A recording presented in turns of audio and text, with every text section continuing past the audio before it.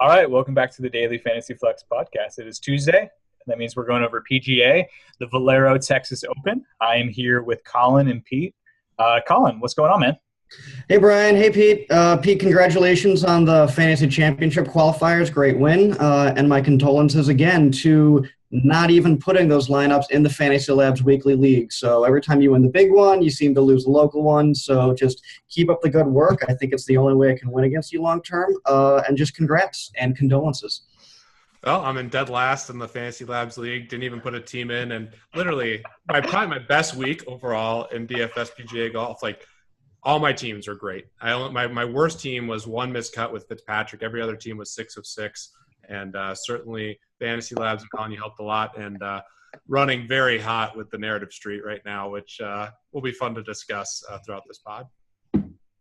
Yeah, cool. So I do want to introduce sort of a new segment, not necessarily a segment, but just something that I do want to do going on, because these are obviously weekly podcasts, which means I want to make sure that we're talking about process and evaluating what we talked about the last week, not so we can just make bold calls and say hot takes and then move on and never address them. So I do want to talk real quick before we move on to the Valero Texas Open and talk about last week's RBC Heritage. Pete, I'll start with you, obviously, because you had the big lineup, the winning lineup to the Fantasy Golf Championship, and just kind of wanted to get your thoughts. I know you were tracking it since you were sweating that, and kind of your process, the guys that you hit on, the guys that you missed on, and your thoughts on last week. Well, I love last week. I definitely missed on Fitzpatrick, who missed the cut by 1.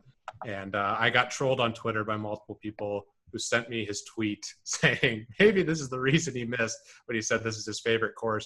We couldn't really figure out why it was his favorite course either. So that certainly was a big miss. He missed by 1 stroke. And I was watching on Shot Track. It was the most brutal way to go out in the back 9. He looked like he was going to miss the cut.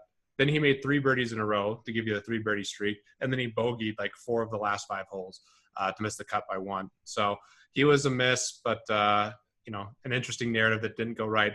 The narrative that went really well, and I don't even know if it's a narrative. I just think Bryson DeChambeau is a superstar. He's on the rise. I know Colin will love to hear this. He was number 1 in tee to green last week, and just watching, I mean, he was just throwing darts out there. His iron play was incredible. And, his coach, and a lot of people talk about how his ball striking is right up there with anyone in the world.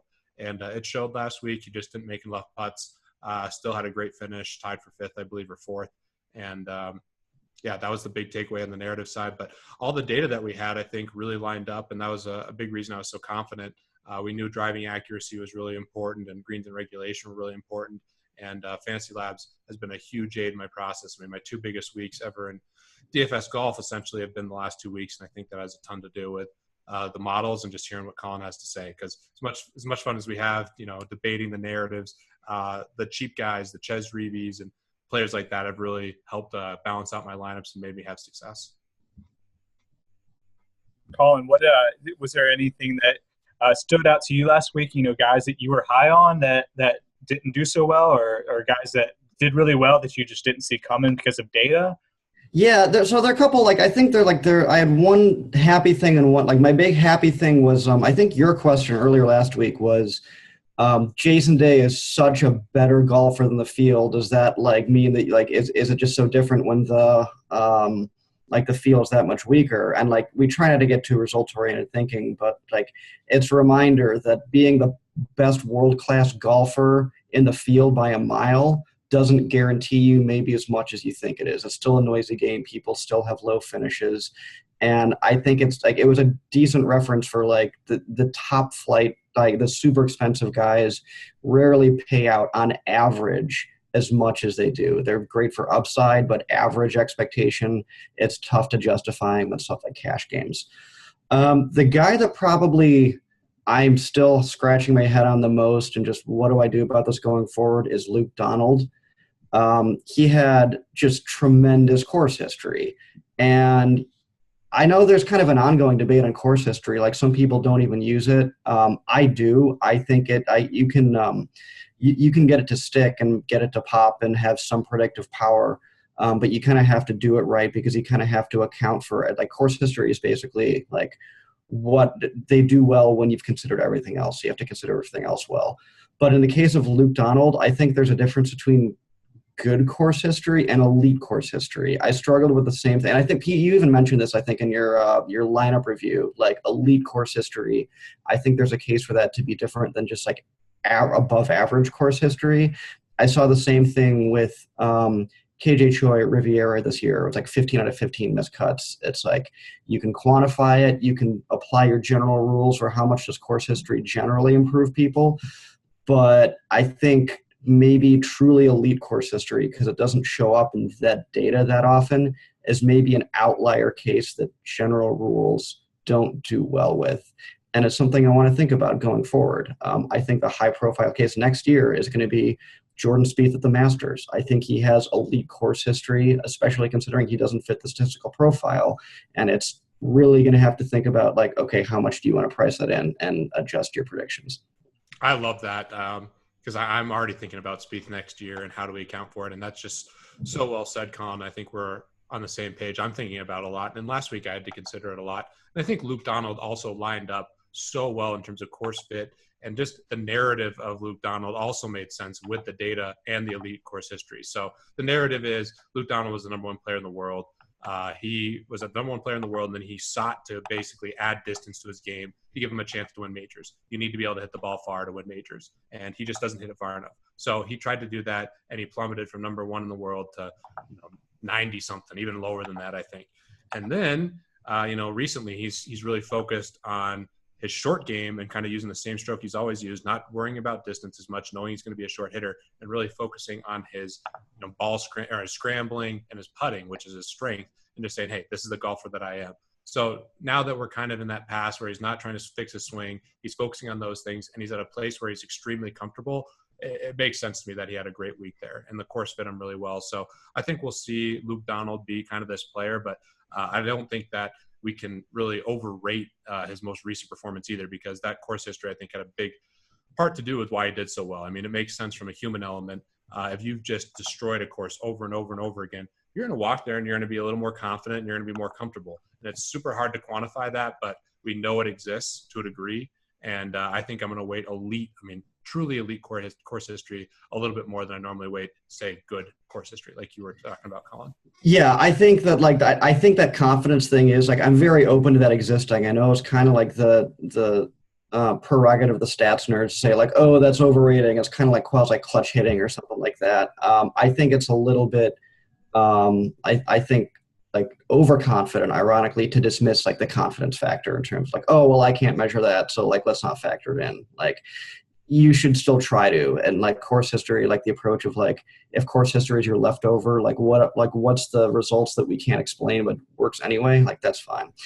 And at another point, and we'll get off this in a bit, but I think the fact that you mentioned that Luke Donald switched in mid-season, that's something that the data doesn't pick up by design. If he's making a change in his game on purpose, data doesn't know when someone switches their style. I mean, you can pick it up maybe eventually, when his player stats come by eventually, but that's kind of a blind spot. When that when the old style is still weighing down the long-term results, so to speak, that change may not pop for a while. And that's kind of something that I think you get from paying attention and not just looking blindly at the numbers. So yeah, that's a blind spot on me. That's a good subjective kind of factor to bring in that I probably wouldn't pick up.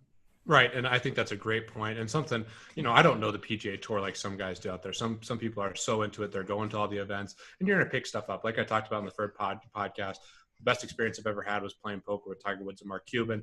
And one thing I talked to Tiger about was daily fantasy golf. He's like, oh, I would know which guys are going through swing changes, which guys were hurt, and that would give me such an advantage. Obviously, he would never play, and he talked about that. But identifying those things are huge to me, and I think it fits so perfectly with Donald. It makes sense, right? He's a guy who's number one in the world, but he's just not a long enough golfer to give himself a shot at Augusta and these other major championships. So he actively tried to change his swing to add distance, and that messed up his swing. I mean, that happens. And he's at peace with that's not who he's going to be, and he's reverted back to the old golfer that he was. Now, there's so many players that are much better golfers than him at this point. When he was number one, I think golf was at a different state than it is now. But it makes sense. And you put him back on a course where distance doesn't matter really at all. And in fact, accuracy is really the only thing that does matter in terms of driving. And he's comfortable and he has elite course history. It just makes sense. So identifying those subjective things is going to be a challenge, but that's one thing I'm excited about being on the couch is watching all this stuff and really trying to pick up on those little subjective edges that we might have and then combining it with the data-driven approach that we have at FantasyLabs and certainly that Colin uses. Cool. Speaking of course history, let's move on to this week's Valero Texas Open. And I think this is a fairly interesting debate because moving on to this week's course being played at the TPC San Antonio, the Oaks course. I definitely want to get into course history and just sort of the course in general and what sort of player fits the course because we've actually had some content on this week so far already. Both Sean and I have written articles about this. I looked at some statistical correlations between stats and success here at this course, and Sean also had a course breakdown today. And I think the general consistency between the two of us was that we have no clue what sort of player. Maybe there just isn't a strong correlation between a type of player. I do think that it sets up well for to have some distance in this course, but in general, a lot of these stats that we're looking at, there doesn't seem to be really strong correlations. So I'm really interested in hearing your course fit stuff that you do, Colin, because this one's tough for me. Well, if it's any consolation, this is probably the toughest it's been for me too. I'm looking at this is probably, I think, the weakest of the course fit factors that I've seen all year, and that's showing up in the full course fit routine as well. Okay. There's no obvious thing that's popping, even for the people that do pop. It's not orders of magnitude like it was with Heritage last week or even Augusta, a couple where you could clearly see the Bombers are doing better. Mm-hmm. It's more like who is getting penalized the least, I guess. The only people that I see getting penalized are the driving accuracy crowd. So like it's like, yeah, I guess you could say that Bombers will do better, but it's not in the same level of like, oh, they clearly like have an edge here. They're going to get a boost. So I think it's like the shot makers and the driving accuracy crowd will do like just a little less worse, but it's definitely the weakest I've seen of all the courses. Theoretically, that's fine. I mean, if you imagine like you could have a hypothetical course that's like a Bomber front nine and a shot maker back nine, like where it like equal, like perfectly cancels out. But I truly don't know why there's a weak course fit here. Pete, do you have any thoughts? Like knowing anything about the course? I mean, I think a lot of people are coming to the same conclusion. One thing that makes sense with the accuracy that you described is it is more of a wide open course. One thing that I'm just looking at that I think applies to every tournament that you have, on DraftKings. Every time you're playing fantasy golf, you're looking for guys who make birdies. And I think Sean did a nice job of kind of explaining that par 5 birdie making is really important. So certainly something that I'll be paying attention to is that. And it's because it's a little more wide open. But yeah, I don't feel nearly as confident as I did last week, kind of identifying a type of golfer that's going to excel here. So we're really just looking at, whose value at their price, and maybe a little bit of course history, maybe a little bit of driving distance. And I'm always going to, weight the guys that I generally like more that are birdie makers more than, the very consistent par makers out there. Yeah, that was something that I at the end of my article, I came to the conclusion that if the stats really aren't correlated, and I don't think you're getting any value on any of these stats, maybe a little distance here. I think the smart thing to do, and Colin, I want your thoughts on this before we move on to the weather and get into the players. In a situation like this, do you just try to find pricing inefficiencies in DraftKings? Just try to find the golfers who are clearly better than where they've been priced, and maybe Vegas movement becomes important here. I mean, if you don't have a sort of type of golfer that you can weight in your models, or you're just trying to find golfers who are mispriced, I don't know. Yeah, I think we kind of beat on the stat a lot, but I think there's a reason it's weighted so high in my player models is just long-term adjusted round is your single friend, where like it does the heavy lifting here and you don't have to worry about all these little adjustments. And that usually takes care of the whole Vegas mispricing thing where, if you have someone who has like the same long-term adjusted round as like some of the higher guys, but he's priced like 1,500 different, that could be that like he just doesn't have the upside, but like, he's fine for your like guaranteed to make the cut or like higher chance of making a cut. There is no guarantee. But yeah, I just let long-term adjusted round, keep it simple, stupid. Just there's no need to get fancy. Like it's maybe you don't feel as much of like a tinkerer and you're imparting some sort of like edge or whatever, but like you're not always going to have weeks where you can find those like hidden correlations, and this is one of them. That's the way. That's DFS. Yep. Cool. Cool. All right. Quickly touching on weather, I think before we move on to a couple questions, and then we'll get into players. It's for San Antonio, which is where this tournament being played. We going to have, I think, some rain, some potentially thunderstorms on Thursday night. I don't think it'll necessarily affect play a whole lot, but obviously rain is going to affect the course a little bit. And then Sunday, it looks like we have a very strong chance at this point. I know we're still a little bit out, being Tuesday. We're trying to project weather for Sunday. We do have 90% chance of precipitation and thunderstorms. Pete, I know you kind of track weather as a really important thing. Have you seen or heard anything or have any idea of what it's going to look like, maybe how it could affect Friday, Thursday night rain, and how you're going to approach that differently? Absolutely. So we don't know. And again, weather, unfortunately, we record this podcast on Tuesday because we want to get it out to you guys, but we don't have quite as much data for the weather because obviously things change. But assuming, let's say it rains, pretty heavily on Thursday night, I definitely will wait the Friday morning guys a little bit higher because that's going to soften the course up, which makes it easier to attack pins. And generally with these guys, if you soften the course, they're going to score better. So that's one thing I will take into account. I hope there is some big weather advantage in terms of wind that we can predict for Thursday or Friday, because I would like something else to go off of to kind of weight guys higher for this week, because I do think it's a tougher week to identify what type of golfer. But we'll see what happens. And certainly if there is a good amount of rain projected on Wednesday night, for Thursday night, I probably will give a higher weighting to the guys teeing off early on Friday morning. Yeah, and I think the earliest weather thing I've seen is I think there might be as high of like a 2 or 3 mile per hour differential to the Friday PM crowd is probably going to have more wind. Mm-hmm. And so that makes it a little bit more clear cut. And I think one of the, like we mentioned it briefly at the Masters, like if it rains on Thursday night, I actually don't know how long it takes a course to dry out. Like, does that mean that only the Friday AM gets a softer course, or does the PM, do the slower greens linger? It's not the Masters where they have world-class drainage like in the greens. So is it going to be different? I don't know. That's a tougher one. So weather continues to tilt me to no end week to week. It's just so it matters a lot, and it's tough to figure out. I guess the consolation is like I don't think anyone else has figured it out that well, but it's definitely kind of my white whale of like, all right, let's get we'll figure it out one day. Right. And it just, the big thing is we haven't cracked the code exactly on weather, but we do know wind is a huge deal. And yeah.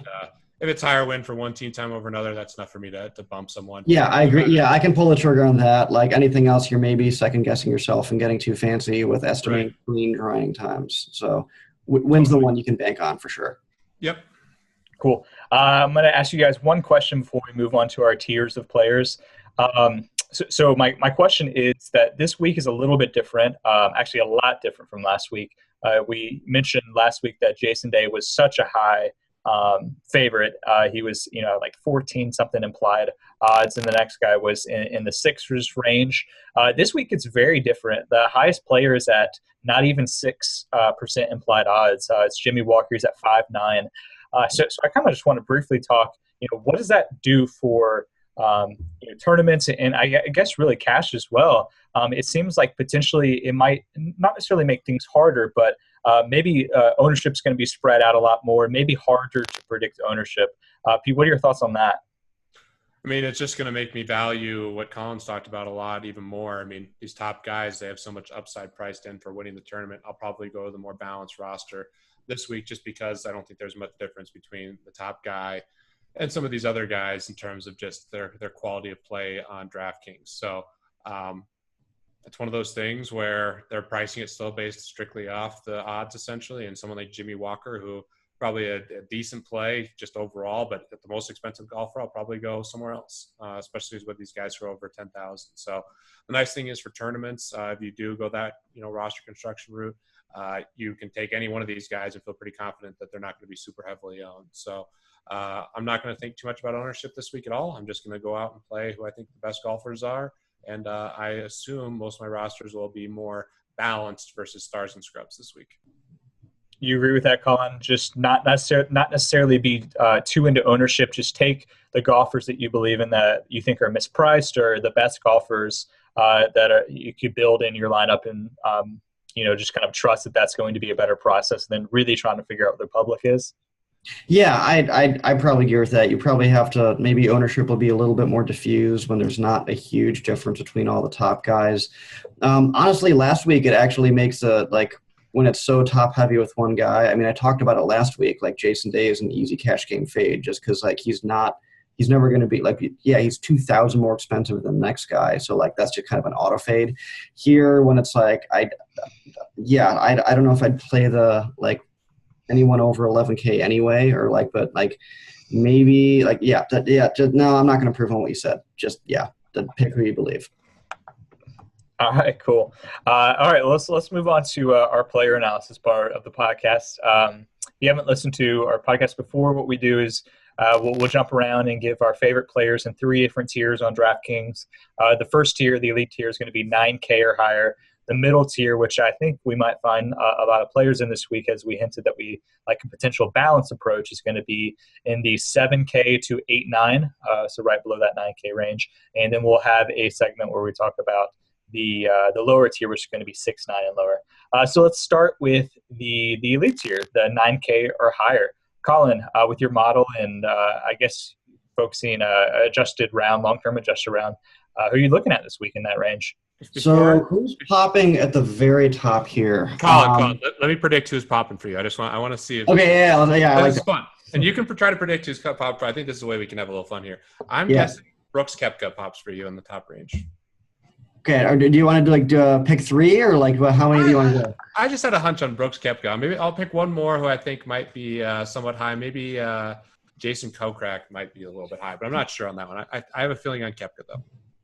You're 1 for 2. Koepka's your winner. Kokrak not so much. My top 3 this week. Zach Johnson, is he up there? No, he's actually my least favorite play of the entire tournament. So maybe we can argue. That'll be good. J.B. Holmes, Brooks Koepka, and Phil Mickelson. And I guess Holmes and Koepka kind of make sense because we're if we go the pseudo bomber route, it's they both of them have decent course fits. Course history is not great, but remember J.B. Holmes is coming. I mean, I was high on him going into the Masters, and I'm wondering why the hell is nobody picking him? And he finished 5th. So I think he's my top overall rated guy. I think he's gonna he's just I'm high on him overall. I don't understand how he's as cheap as he is. Phil Mickelson is just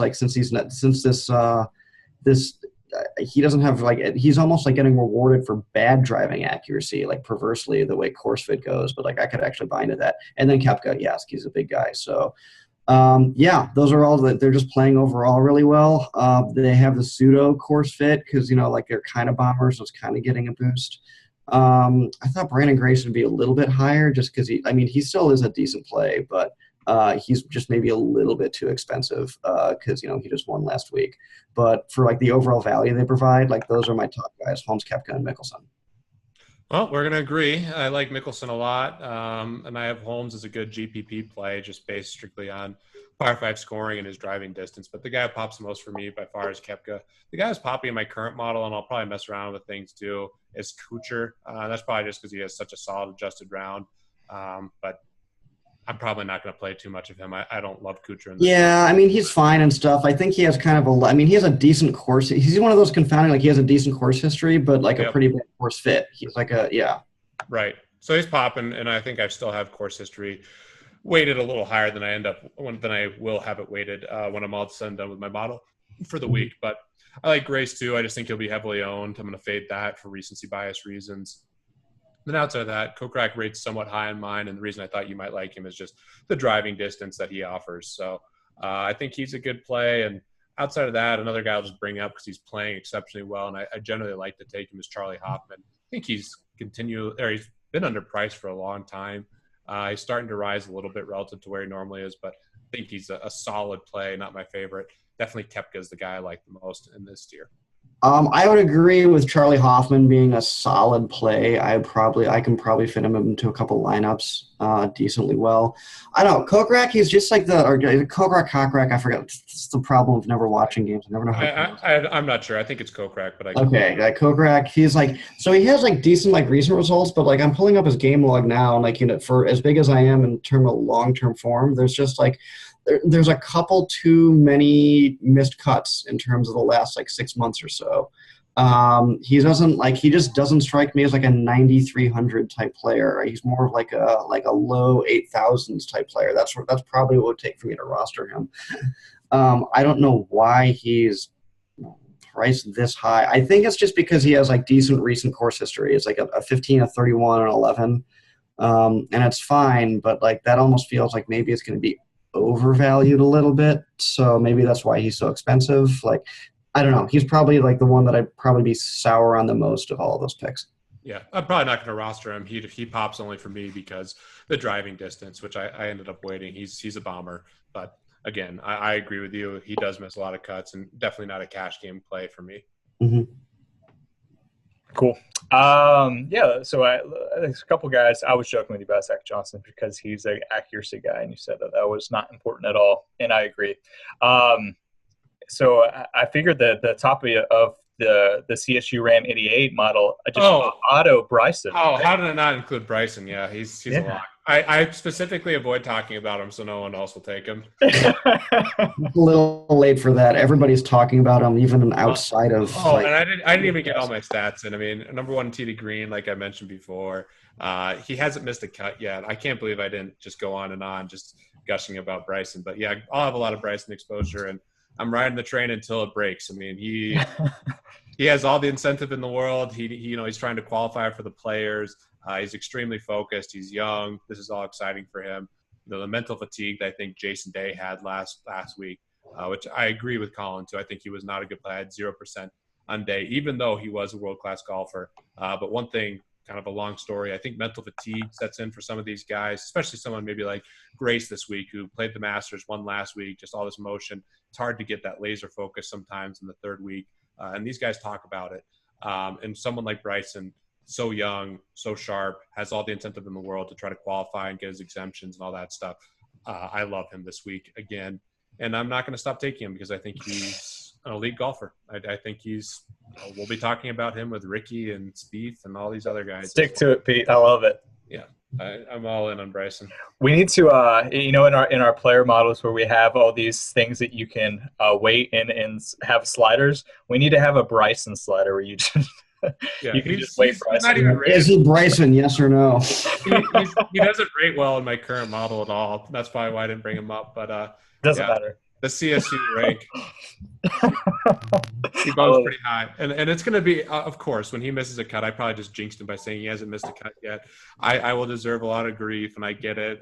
Colin has the data-driven approach, and, this is so subjective, but I believe in the narrative, and I just think he's an elite golfer. I think so few people win the amateur and the NCAAs, and just the way he talks about things and the way he's changed. Colin, on his bag, he literally has everything written out for how far, like his wedge game is like, if I bring it to 8 o'clock, it's going to go this far with this wedge. And he has all of that listed down to like 0.1 yards. His whole game is based on data. He says the most data-driven approach of anyone on tour. He is Colin if he played golf. Yeah, I'm actually going to request a rule for the next podcast. We're going to put Pete on a Bryson clock where like you have 3 minutes every week, and like once you hit the quota, you're not allowed to talk about him anymore. Like left on devices, this is just going to be the Bryson fan club where we yeah. So. Oh yeah, I'm all in, and I wish you would have gone with a different company other than Bridgestone or Puma, because I was going to invest in whatever he was a part of, and I still might figure out a way, but yeah. Last comment. I'm long Bryson DeChambeau stock. Very all in. I love it. Cool. All right. So real quick on this the last part of the elite tier. Do you guys have a favorite fade? I know you mentioned Walker might be a popular or a guy to fade just because he has the course history of winning last year, but and also because of his implied odds. Is that the guy that you're looking to fade, or is it just hard to find a fade because they're so close here? I think Walker's he's a good fade for all the reasons that you said. Like, yeah, I think it's just he's last year's winner. my standard spiel, like last year's winner is always overpriced. So just like he's too expensive. Zach Johnson is actually probably my favorite fade. Because like it's like between him and Snedeker, they're both kind of guys where even other people have been hyping them for a while, and I've just like I look at the results and I just don't get it. Like their long-term adjusted round has never been that great. They haven't done anything to kind of break out of like what I see as their slump. They're just their overall game, like it's just not above 10K worthy. I don't know how else to say it, but just I don't get why they're priced that high. So Zach Johnson has the second best long-term adjusted round. How do you deal with that? I don't like there has to be some other adjustment or something. Like maybe it's the recent stuff isn't all that great, and that's weighing him down decently well. Because there is like long-term and recent, but just like I look up I think there are just too many. There are too many miscuts to be in that tier. Like I don't know. That's and fair. Yeah, and maybe his results when he is popping, it was against weaker competition. Like I don't know. He's one of those like I probably have to unpack what's going on with his numbers, but he just never pops well for me relative to his price. I think he's a great fade this week. I'm on that fade, and I think Grace is probably a good fade in tournaments. Yeah. I think he's a relatively good cash game play. I'm probably not going to go that route in terms of roster construction again, but if you played him in cash, I'd have no problem. If I saw some of these elite guys play him, I'd say, yeah, that makes sense. It's a good pick. But in tournaments, I think he's a good fade. I think, the recency bias will make him a little more heavily owned than the rest of these guys. He was kind of a nice secret there for a while, but now all his recent performances have been priced in. Okay, cool. Let's move to the next tier. As the middle tier, and I think we're going to need to focus on this one a little bit. Just because if we're going to take a balanced approach, that means we're going to potentially find guys in this range and moving to maybe the lower nines. So the tier we're talking about is 7K to 8-9. And Pete, I'll start with you. In that range, who are your favorite plays? All right, Colin, let's see if you can guess some of my favorite plays in this range. Well, only because you shamelessly stole mine. It's going to be Ches Reavie for sure, but that's fine. That's he's a lock. Love my book. Yeah. I could see you going Ryan Palmer too. Yeah. And then, I don't know, let's do a mystery third one. Jerry Kelly. I like Jerry Kelly, and funny enough, Bird Wings, who's a famous DFS player, one of the good friends, he grew up played a couple rounds with Jerry Kelly because he's from the same area. So I'm biased towards him for that reason. He also played with Keegan Bradley, who pops in my model. I haven't figured out what to do with him. Really? I figured you'd auto-fake. You talk about how much he tilts you. He does tilt me a lot. Keegan does. But I do like Jerry Kelly, and his 60-degree wedge has a $100 bill kind of on the back, like a Benjamin. I like Jerry Kelly. He's a good cut maker. So all those guys pop. Ches Reavie's the one guy who's like a lock for me this week. Sorry, Colin. I probably made that a little more popular. Your Ches Reavie ownership and double ups has gone way up. So it really has. It used to be like 3%, and that was like half of that was like me, and then now it's just like it exploded to 13%. So it's like thanks, Pete, but like that's true. I'm with this whole PGA product director thing. That's fine. Right. You signed up for it, and you're helping the people with Ches Reavie, and you're helping me a lot. He's been great to me, and he pops again. I think Palmer's another player who's just too cheap, probably. I think he's a good play, like you mentioned. Keegan Bradley is right behind Ches Reavie in my rating right now, right behind him. I don't know. And the guy that I think everyone's going to be on that's going to be really popular is Brendan Steele at 8,800. He's a previous winner. He's popping pretty high for me as well. Does have two recent missed cuts. And Colin, what are your thoughts on someone who's just missed two cuts but still has pretty good course fit, even though there's not much here, and good course history? And I think we both have been on him in general.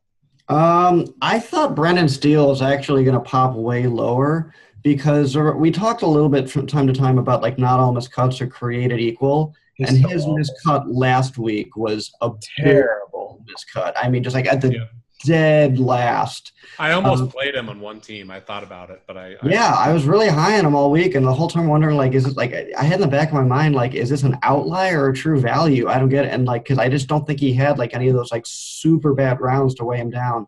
So now that he does, like, I'll probably be off him for a while, just because like that's like, I mean, like stroke differential is not. I mean, it's more predictive, and that's a huge hit to his differential. So he may be out of my lineups for a while, but he's still popping like decently well. I mean, maybe it is like a course boost or something. I thought he'd be way worse, but I'm still not going to play him.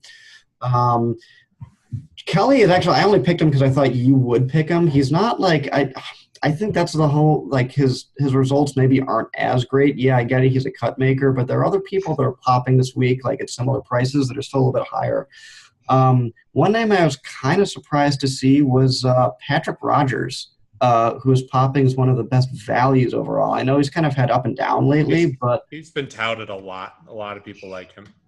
Yeah. Okay. Well, that's good to hear. There's some consensus on there. I think he's the second best value in this tier. And then the other one that's semi-surprising is Cameron Tringale. Like he's not popped for anything for me all year. So I was trying to unpack him. Like what's good about him this week? What has he done lately? But by the way, it's Tringale. That's one I actually do know, so I can help. And someone gave us. Okay, that one is like semi-forgivable. Like, they're all forgivable. That's what. Okay. Someone gave Colin crap about it, and it's totally earned actually. Like I had one friend who, you pride yourself on not watching, like you're a data guy, so of course you're not going to know the names. It makes total sense. I mean, some of the best DFS baseball guys don't even watch a lick of baseball. They don't even know the guys, what they look like, other than their profile picture on the fantasy. Yeah. So I, for one, encourage both everybody on this podcast and our viewers at home to give me crap for every time I get a guy's name wrong. It's like I can deal with that one. I'm gonna get better at it because I'm watching it every round for the rest of the summer. You told me it was Tringale. Like I thought you would have been trolling me on purpose to try to bait me into like a weird pronunciation. Yeah. So why is he popping? So like, all right, his course fit isn't great. He has a decent amount of course history here. It's not like, let's see, what does he have exactly? He's played the course a lot. So like 5 out of 6 or something. I remember I think they did move this event to like the San Antonio course like a couple years ago. So he probably, and like he's made 5 out of 6 there. He has 2 top 10 finishes. I think maybe that's one of the like the under the radar type course history that's popping stronger than other people's. What else has he done lately? Like, yeah, there's missed cuts and stuff, but like there's like a decent like stretch from last year. Like, I don't know. Like, I think like he's not great, but I don't think he's 7,000 bad. I think he's like maybe like a fair price for him is maybe like upper 7,000. So I don't know. I think he's a decent value prop. Okay. I think that's interesting. And definitely Rogers is one that I've heard touted around the industry for whatever reason. So consensus from some sharp people is that he is a good play as well. One thing that I noticed, because I had the same sort of Keegan issue when I was building my model and trying to figure out what stats I want to weigh heavily. I mean, if you measure long-term adjusted round and obviously driving distance because he's a long player, then Keegan kind of goes to the top of the model. But one thing I did, and I adjusted my model to weigh this a little bit more heavily than I do in other weeks, is trying to weigh putting more heavily, just because I wasn't exactly sure that greens and regulation and driving accuracy and some of these other things were very heavily correlated. So I kind of dropped their weights a little bit down, and I thought, okay, if I'm not going to weigh these, then maybe I'll weigh putting. We talked about Bryson, was first in tee to green strokes gained, but just missed a lot of putts. Am I overweighting putting, or is that a bad strategy? If you're not really sure, maybe just take guys who are good golfers and then are good putters. I know Colin's answer to the putting. Yeah, exactly. I mean, like, I don't think it's I have to take the line of it's never correct to weigh putting is important because it was the most luck-filled stat of all. But what about when you're really bad? No, I believe so. Like, that's kind of the open question. Like, I believe that you can be so bad at putting that like at some point it's not luck. It's like you're just bad at putting. It's more difficult. Like the problem is it's way more difficult for those guys to like get properly like priced down as far as like, okay, like I don't think he's unlucky. I actually just think he's that bad. So I don't know, like that, like in a case like Keegan Bradley, maybe you just kind of know, or you have an authority that no, he actually is that bad at putting. So I don't think the correct response is to, like, as much as it pains me, is to wait, like adjust your sliders to get your desired results, like your target hunting. Yeah. I think it's just like sometimes, and this takes practice, and it took a lot of practice for me, is like a guy's popping in your model anyway, and you just know to throw him out. And I've gotten a little bit better at that in terms of like, I know he's popping. I'm just not going to roster him anyway. And that is like, that's a field decision. Pete, I'm sure you do it all the time where it's like, I know he's popping, but I'm not going to do it. It takes practice and kind of get us to a spidey sense almost of like when it's appropriate to do that. So no, don't adjust your models to target hunt. Just throw out with confidence. Right. And I agree with that in general. The one thing we will get to talk about next year and to kind of go on a little, fork in the road here that we kind of already alluded to, next year with Jordan Spieth, you have to weight his putting as absolutely elite with all the way the greens break and just the knowledge, and there's so many subtle things. Spieth has owned those greens for 3 years in a row, more so than anyone in the field, and everyone gets that he makes putts there. So we just talked about it a little bit before, are you willing to say, hey, I know that Jordan Spieth is much better at putting than the rest of the field at Augusta? Oh yeah, absolutely. And I think like the metric that would capture that in theory is course history, because course history to me is the catch-all metric of we've accounted for everything else. We don't know why he does better here, but he does. And I think like if we can solve for that, like differentiate between good course history and elite course history, that's kind of like everybody gets a boost that like it's a boost to capture the stuff that we can't really measure well, but we know is important. So. Right.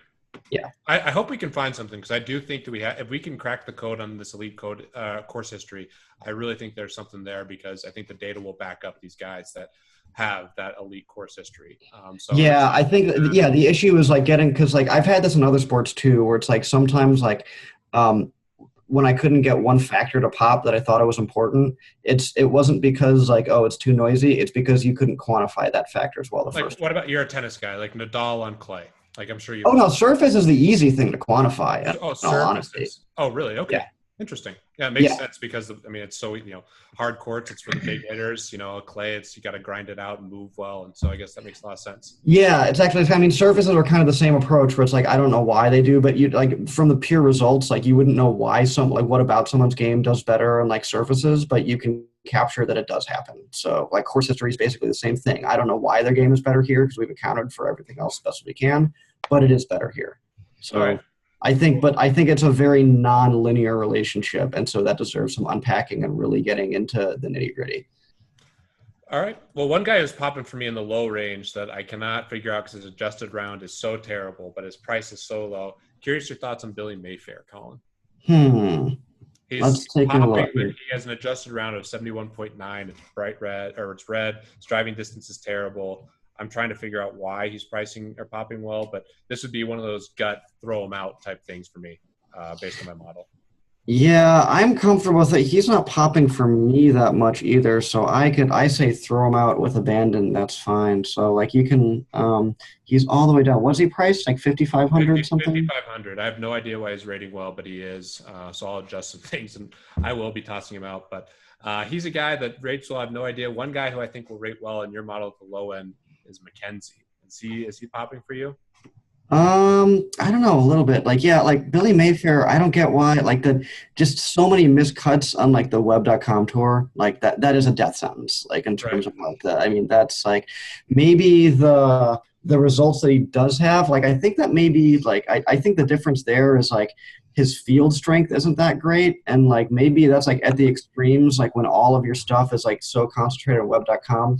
We do adjust for field strength and kind of adjust it around, but like it's kind of like as best as we can. So maybe he kind of represents an edge case where like when so many of his results are at the lower tier, those missed cuts are more devastating. Like he's missing cuts against way weaker competition than like maybe generic rules apply. Right. And it's just like we try to account for all of that, but like sometimes it slips in those edge cases. So that feels way more like an outlier. So is it potentially because like he's only been on DraftKings for one tournament? It was the Puerto Rico Open, and he did really well. So like that's it. He's rating really well. Like his plus minus his fantasy points per game. His upside is obviously 100%. He has a 0. Oh yeah, that's because he's on one DraftKings tournament. So plus minus. And it was the Puerto Rico Open, which is. Right. dog crap. Right. Like, Sure, yeah, that I makes think sense. he's one where like you just can't use pro trends at all because he has one priced in tournament. So And like, he did well. So yeah, that's just a small sample. Yeah. yeah, Right. too much. Yeah, there's too much bad results on web.com. That's why you all, whenever in doubt with these guys, when they're on like that, that's what I love about game logs so much in player models. You just click on him and you can just see his results. And it's like, oh, that's why it's happening. Right. So that makes sense. So my guess is for you on the low end, because I'm a little stuck. I need your help on this range. Some guys, like he was popping. Some other guys are kind of interesting in my models, but don't have a great field. One guy that I also like that I think because of his adjusted round might pop in your models is Matt Jones. And I thought McKenzie might be a decent play here as well in the lower range.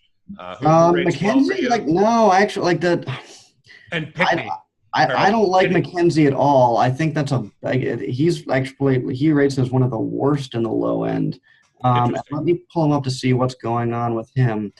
I mean, decent recent results. I think it's just like maybe recent is weighted a little too high there. I don't know. I just see the string of, 5 missed cuts back in like the beginning of the year. And I guess like even his made cuts, there's too many like low, like 51s, 59s, 59. Like there's nothing like, I don't know. He's just never rated really well that high for me. I would, yeah, maybe throw him out again there. Matt Jones is probably my top guy in this price range. Yep. And that's a little like, I don't know what to think of that. Just because I'm such a believer in long term, like I'll probably end up pulling the trigger on him. But if you look at his recent results, they are about as abysmal as you can get. It is like match play aside, he's missed 5 straight cuts. And like he has some decent, like I think the thing that keeps propping up really well is like back in like November when he beat Jordan Spieth and Adam Scott in the Australian Open and won the tournament. That's some decent long-term results to have in there. I don't know, like that. It's one of those like, did he break? And I'm not picking up too much, and I'm too reliant on long-term round. Like it's like maybe there is something different. I mean, account for recency all you want, but I don't know. I'll still probably fall back in long-term, and like he'll probably be my favorite. Um, Other people that are popping for me decently well, Brian Harmon. I think he's just one of the guys that like, all right, like he's like there are a couple too many like decent finishes there. Like it's just kind of like the overall game is pretty well. Andrew Loop, I think, is one of the where like he's been on the verge of popping for a couple times. And I think he actually has one of the best course fits. Like he's the only guy that has like a good course fit. I'm wondering if he may be a little bit too highly skewed because like maybe we do try to adjust for tour, like do adjusted driving distance and accuracy and all that stuff. Maybe he's just like the translation for his stuff is too much web.com heavy and maybe doesn't translate up as well. So maybe he's an outlier. And then Hudson Swafford for some reason is still popping that one. Like I think it's just because he has driving distance and like that's the closest we have to like, yeah, you just don't find cheap bombers. And like I think that's just like that's what's pushing him through there. But I don't know. He's tilting to me every time I roster him too. So Yeah. People have talked about him. He's definitely the GPP cheapie if you need it. Tons of yeah. upside, I think, with his driving distance. But cash games, I struggle with all these guys. I just don't see myself really dipping below 7K. I think if I do roster someone cheap, it'll probably be someone like Jerry Kelly or who I know you don't love as much as me. But I just have bound myself with a balanced roster. I mean, Yeah, I agree. It's tough to dip too far. Like I'm probably not dipping like below 6,000 for sure. Although if I did, the one guy that keeps popping me for always and just never seems to get the cut is Michael Kim. It's like maybe there is something to like maybe there's a mental thing where like if he just truly can't get like past the cut type of thing where like I assume that if you miss the cut by one stroke all the time, you just get unlucky all the time. Maybe he truly does have a hurdle of like a Friday hurdle or something like that. Do you think that exists in the wild? Like people who just like when they're close to the cut, they can't put it together in clutch time. I mean, Oh, yeah. I could agree it exists like in theory, but just like it's tough to differentiate that from unlucky. And like if someone has it worse, it's going to be tough to piece out. No, it makes total sense. And I would, the way I would think about it, and subjectively, I have no idea if this is the case with Kim, but for a lot of these guys, these checks are really meaningful to their well-being and their livelihood. And if you're, struggling to stay on tour or you need to cash some of those checks, making the cut is a huge difference in your how much money you're making. So the pressure of knowing you have to make the cut certainly can affect these golfers. Not sure any of you guys ever do this, but if you're ever on the course and you have some jelly beans on your golf, see how that impacts your putting and your, some of the things that are really mental, especially putting and chipping, where it's a much more, it's a stroke where, if you're nervous and shaking a little bit, it's really going to impact it. It's supposed to be really smooth, and it's not something that you can rely on your athleticism for. So that's what I would speculate with Kim, if he's just struggling to make a lot of cuts. And I certainly think it plays a part for some of these guys who are kind of, fringe PGA golfers and definitely need those paychecks. Yeah, and I can agree with all that. That may be another case where it's just like I don't know if it's the case or not. Maybe throw them out like with a little bit more gut feel, confidence. One of the only other name that kind of popped that just like in the first pass, and I don't, because I've never heard of him before, is Nick Taylor. Do you know anything about him? Does that name ring a bell? I know a little bit about him, but there's not much. I've seen him. I know who he is, but I don't know much about his game or his story or anything of that nature. Okay. I'm looking at his player model stuff, and like he has like really low driving accuracy. So like maybe that's like he hits the ball pretty far too. So I think he has a little bit of pseudo course fit, and it's fine. I'm looking at his results. It's like they're actually not that bad. He missed the. I mean, he did well in Puerto Rico last week, so like it's not a bad result. But like I guess he is like. He can be putting together the case here for like putting together a decent, like climbing up the ranks of a decent value play, like showed well at Puerto Rico, has a decent amount of made cuts recently. Like, I don't know, maybe he's clawing his way into that like decent cut maker value range. He definitely could be. And the one word of caution I would have with him is just looking at his game log. 5th place finish at Puerto Rico Open. We know that's a really diluted. Maybe it's waiting a little bit too much. But Northern Trust Open, though, a 26th finish with some solid rounds of 70, 68, 72, 69. And that's where everyone's playing. There's some rounds in here that give me confidence. And for his price tag, he certainly makes sense. I just, a lot of these guys I don't think I'm going to be rostering just because roster construction is not going to lead me to having to, basically risk on a low-end investment. Yeah, that sounds about right. Colin, real quick question for you before we finish up. I've actually been seeing this in several articles, and Sean even mentioned this in his course open or his course breakdown today. Just because of how difficult the course is, recent play, people are weighting it a lot more important this week. I know your stance on recent versus long-term. Are you willing to weight it a little more or still no? Can you say, I'm trying to think of a reason why you would change your recent versus long form weighting from week to week. And I just take the approach of you have to assume an innocent until proven guilty thing. You have to have just because there aren't other things to weight, that doesn't mean you change the knobs elsewhere. It means that you just don't weight other things. I think that gets you essentially breaking your rules on the fly will give you way more trouble than it's worth over the long term, because that's you have to have a good reason. You have to know exactly how much you're going to change it and why. And I just think the one size fits all, recency versus long term should be the same every week. It'll lead to a much more stable decision process. So I'm not willing to change it.